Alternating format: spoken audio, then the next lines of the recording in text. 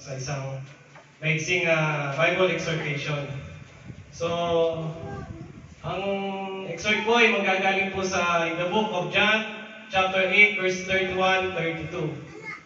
Sabi po dito, sinabi naman ni Jesus sa mga Hudyong naniniwala sa Kanya, kung tinutupad ninyo ang aking aral, kayo nga'y tunay na mga alagad ko, makikilala ninyo ang katotohanan, at ang katotohanan ang magpapalaya sa inyo. Amen? Amen po. So, ang ganda nung balik na lang doon, guys. So, ang ganda po nung mensahe ng Panginoon sa amin ito. So, bago po umpisahan, maiksi lang naman po ito. Samahan niyo po sa maiksi panalangin.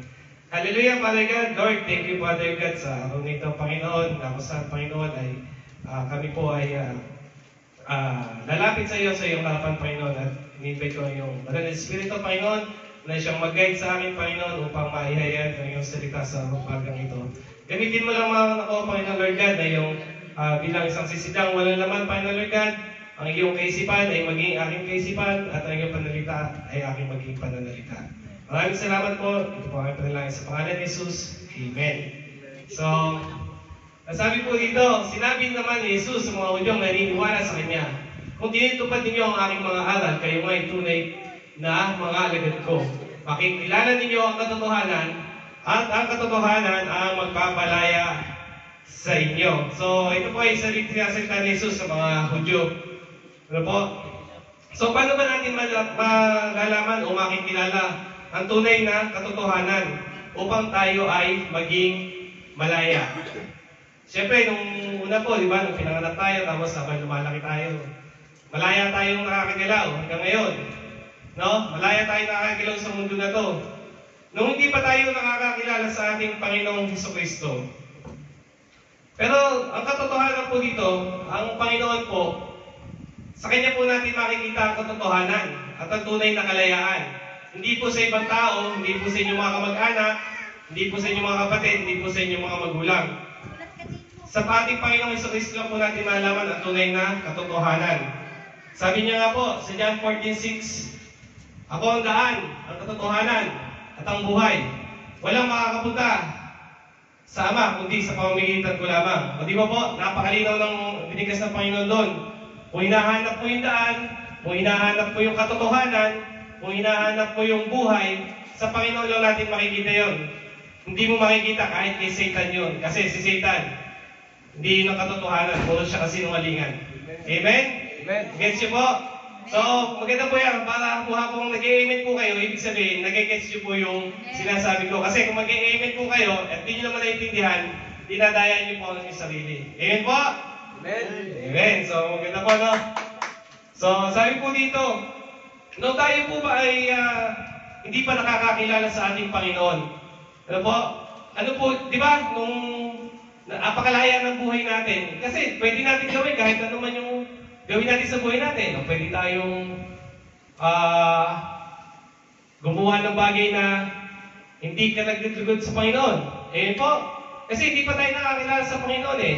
Pwede tayong mga linya, pwede tayong magmura, pwede tayong magdroga, pwede tayong pumatay ng tao. Kasi hindi pa natin nakikilala ang Panginoon.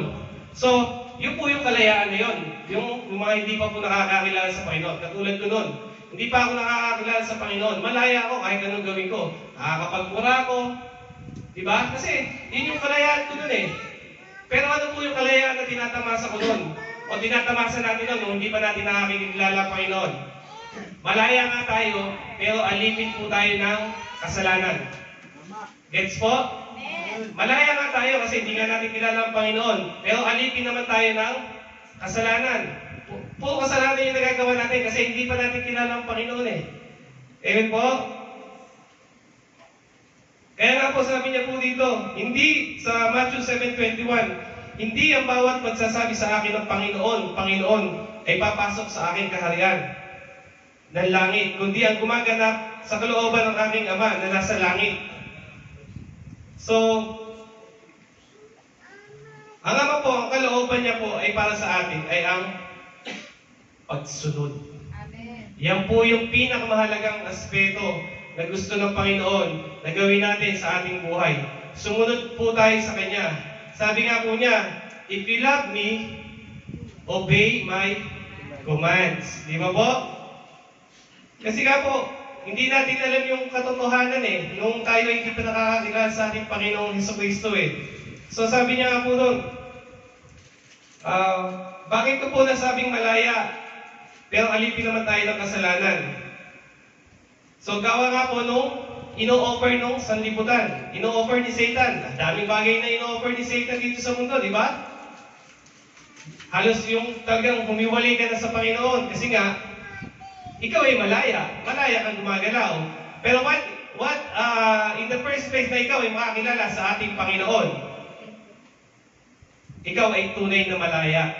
Yun ang tunay na kalayaan. Yun yung katotohanan ng papalaya sa'yo. Ako po ay dating Katoliko, sarado, kandado. Ako po isang sakristan ng pari noon. Pero doon po kasi sa aming simbahan, ay ako po hindi ako nagtuturuan kaming magbasa ng Biblia. Totoo po yun. Ang alam ko lang po is mag-serve dun sa pare. Magsilbihan po yung mga taong umaaten. Yun po yung alam ko.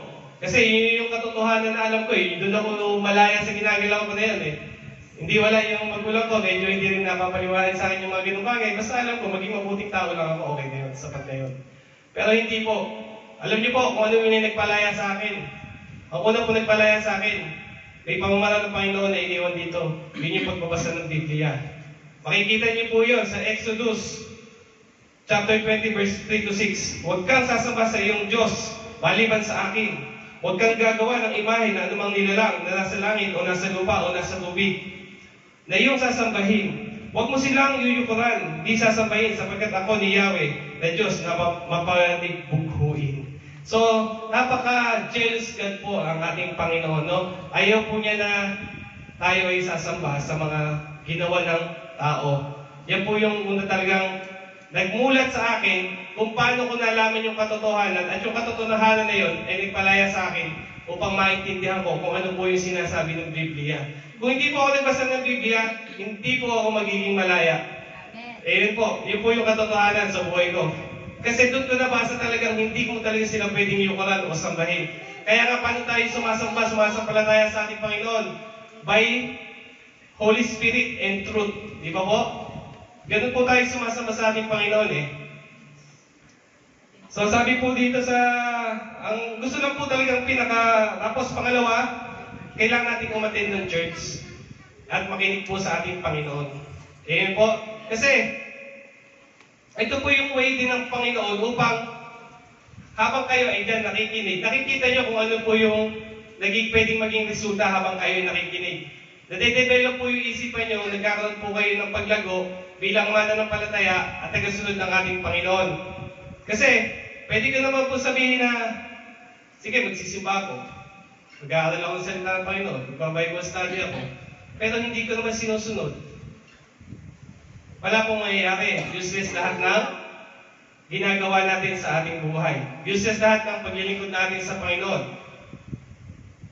Kahit na lagi kang present, kahit lagi kang naka-attend sa prayer meeting, pero hindi mo naman isinasa puso, hindi mo isinasa buhay, wala po.